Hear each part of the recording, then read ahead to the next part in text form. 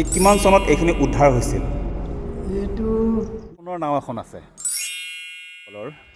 দ্বিতীয় ৰাজধানী হাবুং। আৰু হাবুং ক'ত আছে, কেনেকৈ?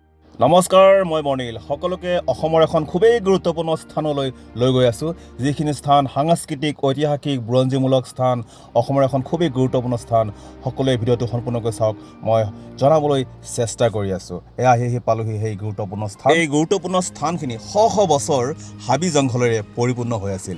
আজি কিছু বছৰ আগতেহে উদ্ধাৰ হৈছে আৰু বৰ্তমান এয়া ইয়াৰ পৰিৱেশ।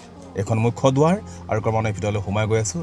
চাওঁ ইয়াৰ পৰিৱেশটো কেনেকুৱা ধৰণৰ। 1228 খ্ৰীষ্টাব্দত যেতিয়া স্বৰ্গদেউ চাওলুং চুকাফা অসমলৈ আহিছিল আৰু চৰাইদেউলৈ যোৱাৰ আগতে ইয়াতে 3 বছৰ কাল তেখেতে বাস কৰিছিল আৰু এয়া আছিল ৰাজধানী।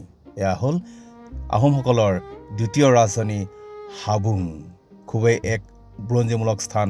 আহকচোন কিছু জনাৰ প্ৰয়াস কৰোঁ।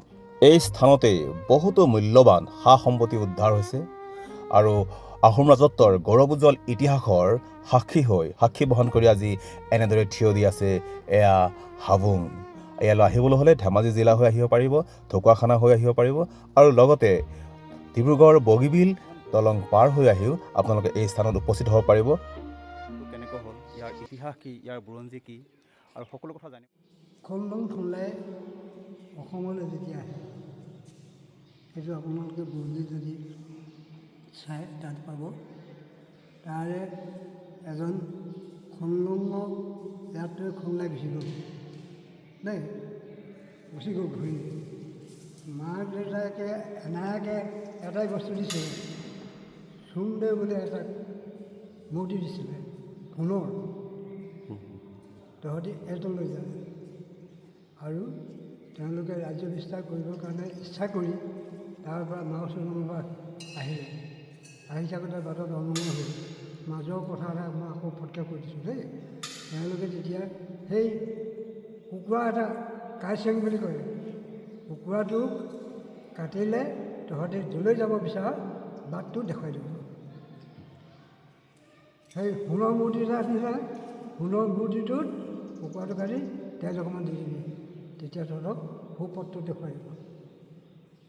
তাৰপিছত তেওঁলোকে সেইফালে এতিয়া আহিলে, ব্ৰহ্মপুত্ৰ এইবাৰ নহ'ল নহয়, সেইপাৰেদি গুচি গ'ল।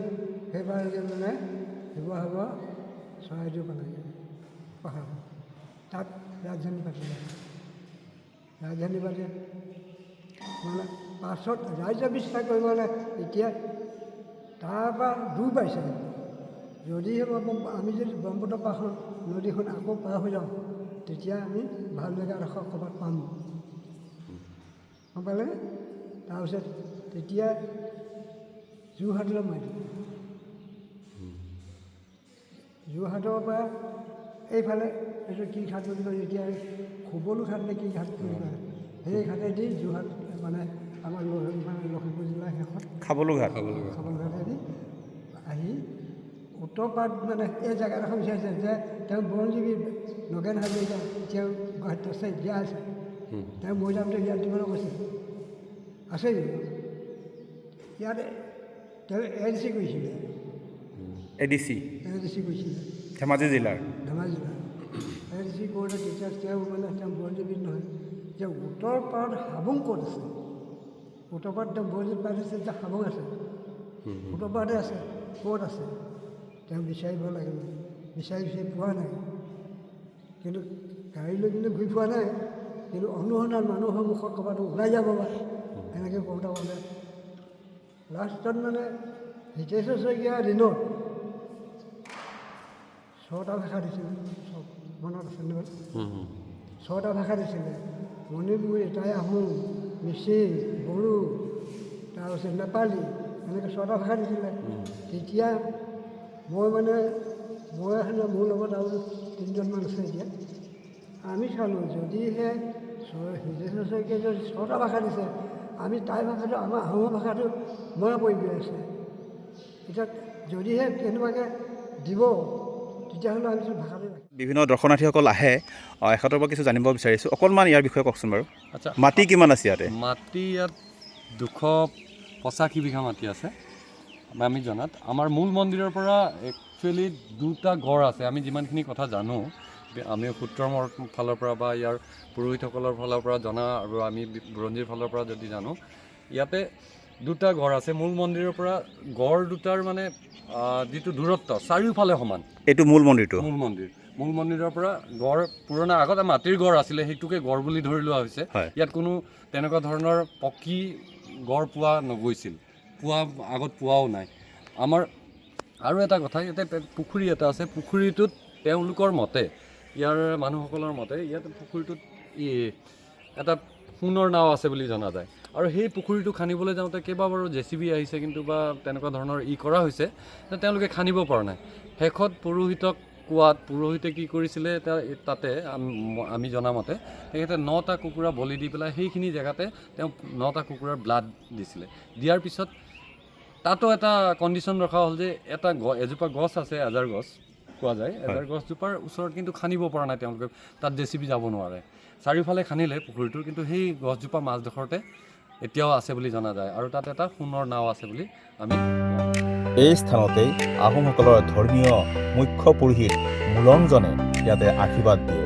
ময়ো এনেকৈ ধাৰি পাতি লৈ বহি গ'লোঁ। শব্দৰ অৰ্থ হ'ল হা মানে হ'ল পাছ, আৰু বুং মানে হ'ল পুখুৰী বা পানী জমা হোৱা স্থান। আৰু ইয়াৰ চাৰিওফালে 5টা পুখুৰীৰে চাৰিওফালে আবৃত হৈ আছে। এই হ'ল হাবুং শব্দৰ অৰ্থ। এই স্থানখিনি আছে ধেমাজি জিলাৰ অন্তৰ্গত। আৰু কিছু দূৰ গ'লে এইফালে ধেমাজি চহৰ আছে, আৰু ইফালে কিছু দূৰ গ'লে ঢকুৱাখানা, ধেমাজি জিলাৰ আগলৈ গ'লে ঢকুৱাখানা পায়, আৰু ঢকুৱাখানা লখিমপুৰ জিলাত অন্তৰ্ভুক্ত। আৰু স্থানটো টাই ভাষাৰ স্কুল আছেনে নাই? আহোমসকলৰ ৰাজকীয় কীৰ্তিচিহ্ন। এই স্থানতেই স্বৰ্গদেউ চাওলুং চুকাফাই ৰাজধানী পাতিছিল অসমৰ। এয়া হ'ল আহোমসকলৰ দ্বিতীয় ৰাজধানী, এয়া হ'ল হাবুং। এয়া হ'ল চাৰিওফালৰ পৰিৱেশটো মই দেখাইছোঁ। আৰু এই স্থানত পূজা পাৰ্বণ কৰা হয়, আহোম ৰীতি নীতিমতে ইয়াত পূজা পাৰ্বণ কৰা হয়। যিসকল মানুহে মানে কিবা এটা ভাবি আহে, মনোবাঞ্ছা পূৰণ হয় ইয়াত মানে আহি মানে সেৱা কৰিলে আৰু। হয়, তাৰপিছত তেওঁ আমাৰ দি দিয়ে। শ বছৰ ধৰি ইয়াত পৰিত্যক্ত হৈ আছিল। চাৰিওফালে হাবি জংঘলেৰে পৰিপূৰ্ণ হৈ আছিল। তাহানিৰ তেতিয়াৰ ধেমাজি জিলাৰ এডিশ্যনেল DC আছিল নগেন হাজৰিকা। তেখেতে বিভিন্ন বুৰঞ্জী পঢ়ি, বিভিন্ন অনুসন্ধান কৰি আহি ব্ৰহ্মপুত্ৰৰ উত্তৰ পাৰে, এই পাৰে আহি এই স্থানখিনি পালে আৰু দেখিলে। আৰু ইয়াত বহুখিনি স্বৰ্গদেউৰ লগত জড়িত, চাওলুং চুকাফাৰ লগত জড়িত বহুখিনি ইয়াতে প্ৰমাণ পালে। আৰু তেখেতে তেতিয়া, আৰু সেইখিনি সময়তে বহুতো বুৰঞ্জীবিদসকল আহিল, বহুতো পণ্ডিতসকল আহিল। তেওঁলোকে গোটেইখিনি ৰিচাৰ্চ কৰি চাই প্ৰমাণিত হ'ল যে হয়, এই ঠাইখিনিয়ে সেই আহোম স্বৰ্গদেউ চাওলুং চুকাফাৰ দ্বিতীয় ৰাজধানী এয়া হাবুং বুলি প্ৰমাণিত হ'ল। কিমান চনত এইখিনি উদ্ধাৰ হৈছিল? এইটো 94, মানে 1994, 1994 চনত। তাৰ আগলৈকে এইখিনি কেনেকুৱা হৈ আছিলে? কাঠনি আছিলে, আপোনাৰ কাঠনি হাবি জংঘল আছিল। কৰিছিলে পুৰা, হয়, কিবা এটা কৰিছিলে। এই হিতেশ্বৰ শইকীয়া ভাষা দিয়া এবছৰ আগৰ পৰাই ইয়াতে প্ৰথম শিৱসাগৰত মেডামিস্ত্ৰী পাতিছিলে, দ্বিতীয়বাৰ মেডামিস্ত্ৰী ইয়াত হাবুঙত পাতিছিল। আৰু এই যিখিনি ইয়াৰ মন্দিৰ, এই ঘৰবোৰ দেখিছোঁ, এইবোৰ কেতিয়া বনোৱা হৈছিল? এইটো এতিয়া লাহে লাহে চৰকাৰ দি আছে। এই সৰ্বানন্দ সোণোৱাল যে মুখ্যমন্ত্ৰী আছিলে, তেওঁ হেলিকপ্টাৰখন সেইখিনিতে ৰাখিছিলে। আচ্ছা, ইয়াতে হেলিকপ্টাৰ পৰিছিল। এই আগত এই ফিল্ডখন তাতে ৰাখিছিল। ইয়াত কিমানটা গড় আছিল? দুটা গড় আছে। দুটা গড়। মুখ্য গড়টো এইখিনিতে আছিল নেকি? এইটো ভিতৰ গড়। এই ভিতৰৰ গড়, এই সিখন গেটৰ এই যিখন গেট আছে, দোকানবোৰ যে আছে, হয়, সেই দোকানখনৰ পৰা এনেকৈ আছে। ডাঙৰ চাৰিওফালে গড় আছে। 285 বিঘা মাটিৰ গোটেই গড়টো। সেইটো গড়ৰ ভিতৰতে 285 বিঘা, আকৌ মাজতে এটা গড় আছে, এইখন গড় যিটো গড় দেখিছে। হয়, ইয়াতে শুনা পাইছিলোঁ ইয়াতে কিবা অলৌকিক ঘটনা কিছুমান ঘটি গৈছে ইয়াতে। বহুত আছে, কিন্তু উলিয়াই দিয়া নাই এতিয়ালৈকে। হয়, কথাখিনি মানে ৰাখি থৈছে আৰু। বস্তুখিনি এইফালে পুখুৰী এটা আছে, তাত আছে, এইফালে মৈদাম আছে, তাত নাই। এইখিনি এই ঘৰটো তালৈ বৰ ডাঙৰ নাল এটা আছিলে, সেইটোত মানে কোনোবাই আমাৰ ইয়াৰ মানুহে কাঁহী বাতি যদি কাম সকামলৈ বিচাৰে হয় বাতিটো গধূলি তামপান এটা দি থৈ যাব, ৰাতিপুৱা কাঁহী বাতি উলিয়াই থৈ দিব। মানে এই ঘৰটোৰ ভিতৰত এই নাটটো তাত হয় ডাঙৰ নাট এটা আছে, এই বহুত তাত নাদৰ ভিতৰত মানে বাচন বৰ্তন আছে, মানুহে যেতিয়া বিচাৰে বিচাৰ তাৰপৰা উলিয়াই থৈ দিয়ে, কিমান আকৌ লাগে সিমানখিনি দি থৈ দিয়ে। মানে এতিয়া অলৌকিক ঘটনা কিছুমান আছে ইয়াৰ লগত জড়িত হৈ আছে। হয় ইয়াত মানে নেপালী জাতি কোনো অন্য জাতি ইয়াত থাকিব নোৱাৰিলে, গোসাঁই বামুণ থাকিব নোৱাৰিলে, চব এই ঘৰটোৰ ভিতৰতে এটা নাদ আছে, এটা কুঁৱা আছে, আৰু সেই কুঁৱাটোৰ ভিতৰত বহুতো সোণ ৰূপৰ বাচন বৰ্তন আছে। আৰু আগতে যেতিয়া এই অঞ্চলত কাজ কৰ্ম কৰিব লগা হৈছিল, মানুহৰ ঘৰুৱা কিছুমান সকামৰ কাৰণে যেতিয়া বাচন বৰ্তনৰ প্ৰয়োজন হৈছিল, তেতিয়া এই ঘৰটোত এভাগি শৰাই দিলেই, পূজা পাৰ্বণ কৰিলেই ধুনীয়াকৈ উলিয়াই থৈ দিছিল। আৰু বৰ্তমানে এইটো বিশ্বাস কৰি আহিছে, এতিয়াও এই ঘৰটোৰ তলত এতিয়াও সেই বাচন বৰ্তনবোৰ আছে, আৰু মানুহে পাছত নীতি নিয়ম নমনাৰ ফলত আৰু পিছলৈ সেই বাচন বৰ্তনবোৰ উলিয়াই নিদিয়া হ'ল। আৰু এয়া এটা মুৰ্গী দেখিছে, কুকুৰা এটি আছে, এনেকুৱা এটা লাঠি লৈ কুকুৰা এটি আছে, লগতে এয়া হ'ল ৰাজকীয় আহোমসকলৰ ৰাজকীয় কীৰ্তিচিহ্ন।